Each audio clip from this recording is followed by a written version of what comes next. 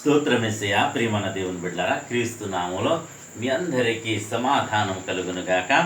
ఆమేన్. ప్రతి దినము దేవుని వాగ్దానం అని ఆత్మీయ చక్కటి కార్యక్రమంలో మిమ్మల్ని ప్రేమపూర్వకంగా ఆహ్వానిస్తున్న దేవుని బిడ్డలారా, ఎలా ఉన్నారు? బాగున్నారా? దాన్ని లేచారా? ప్రార్థన చేసుకున్నారా? వాక్యాన్ని చదువుకున్నారా? కాసేపు అయినా దేవునితో మీరు గడిపారా?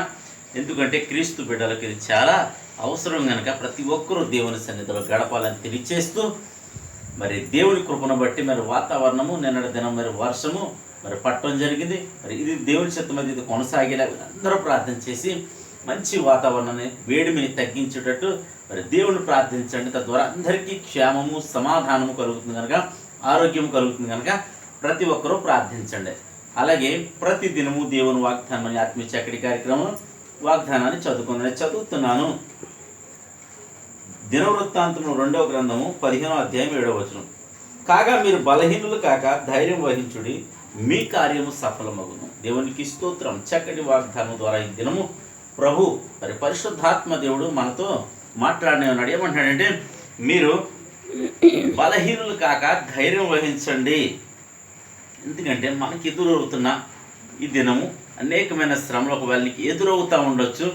ఆ శ్రమలను బట్టి ఒకవేళ నువ్వు బలహీన పడిపోతున్నావేమో, నీకు కలిగిన వ్యాధులను బట్టి ఒకవేళ బలహీన పడుతున్నావేమో, అలాగే నీకున్న అప్పులను బట్టి బలహీన పడుతున్నావేమో, నీకున్న వ్యాపారం మరి నష్టపోతున్న విధానాన్ని బట్టి ఒకవేళ బలహీన పడుతున్నావేమో, లేదా అనేక విషయాల్లో మరి ఉద్యోగం లేదని ఉద్యోగం విషయంలో బలహీన పడుతున్నావేమో, అలాగే ఉద్యోగంలో పదోన్నతి పర్మనెంట్ జరుగుతులేదని ఒకవేళ బలహీన పడుతున్నావేమో, దేవుడు ఏమంటాడంటే మీరు బలహీన పడకండి, ధైర్యం తెచ్చుకోండి. ఎందుకంటే మీ పక్షం వహించేవాడిని నేను. దేవునికి స్తోత్రం. హల్లెలూయా.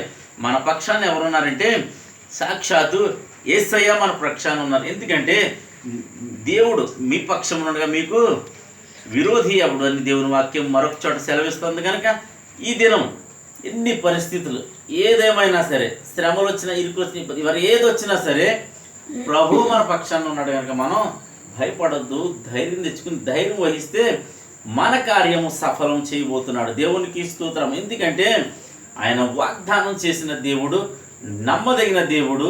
ఆయన ఎందుకు నమ్మదగిన వాడంటే, ఆయన మన పాపాల నిమిత్తం ప్రాణం పెట్టి, మన పాపాల నిమిత్తం రక్తాన్ని చిందించి మనల్ని పరిశుద్ధులుగా చేయడానికి ఆయన మరణించి సమాధి చేయబడి తిరిగి లేచిన దేవుడే నేను ప్రకటిస్తున్నాను చేయడానికి యేసు క్రీస్తు అని మీకు తెలియచేస్తున్నాను. కనుక ప్రతి ఒక్కడు క్రీస్తు నందు మీరు ధైర్యంగా ఉండండి. సమస్యలు, ఇరుకులు, ఇబ్బందులు లోకంలో మనకు తప్పవు. అయితే ప్రభు మనలను విడిపించడానికైనా సమర్థుడు, శక్తిమంతుడు కనుక మన కార్యం, మీ కార్యం సఫలం చేయబోతున్నాడు. కనుక ప్రతి ఒక్కరూ ధైర్యం తెచ్చుకోండి, వాగ్దానాన్ని ఎత్తిపెట్టి ప్రార్థన చేయండి. దేవుడి మాటలు దీవించును గాక. ఆమేన్. స్తోత్రము తండ్రి, వందనాలు యేసయ్య. ప్రతి దినము దేవుని వాగ్దానం అనే ఆత్మీయ చక్కటి కార్యక్రమంలో తండ్రి మీరు ఇస్తున్న వాగ్దానములకి నీకు స్తోత్రాలు ప్రభా. ధైర్యం వహించమంటున్నాం నాయన, బలహీనులు కావద్దు అంటున్నాం అయ్యా. మా కార్యాన్ని నెరవేరుస్తానంటున్నాం, నీకు వందనాలు. ఎంతమంది ప్రజలు నా తండ్రి ప్రార్థనలు ఎక్కువిస్తున్నారు, యూట్యూబ్ ద్వారా కావచ్చు, షేర్ చాట్ ద్వారా కావచ్చు, ఫేస్బుక్ ద్వారా కావచ్చు ప్రభా, అనేక ఇన్స్టాగ్రామ్ ద్వారా కావచ్చు. నా తండ్రి మీ చిత్తమైతే, మీకు ఇష్టమైతే ప్రతి ఒక్కరి జీవితాల్లో వాగ్దానం నెరవేర్చమని, ప్రతి ఒక్కరిని ధైర్యపరచమని, కార్యాలు మీరు సఫలం చేయమని ప్రార్థిస్తున్నాను.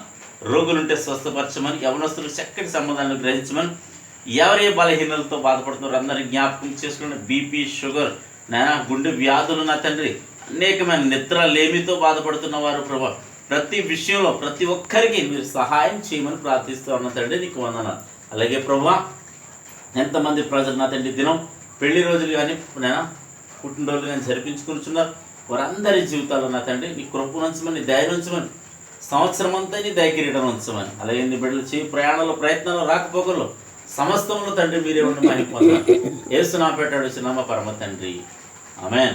నేను నమ్ముతున్నాను ప్రియమంది బిడ్డలారా, ప్రభు మీతో మాట్లాడి మిమ్మల్ని బలపరిచి ప్రతి ఒక్కరూ ఈ వాగ్దానాన్ని మీరు మీకోసమే దేవుడు మాట్లాడారు నమ్మండి. అలాగే పొందుకున్న మీరు అనేక మందికి మీరు దీన్ని పంచిపెట్టండి. అలాగే ఛానల్ సబ్స్క్రైబ్ చేసుకుంటే మీ ప్రార్థన అవసరం కామెంట్ రూపంలో తెలియజేయండి. దేవుడు నిన్ను కుటుంబాన్ని దీవించును గాక. ఆమేన్.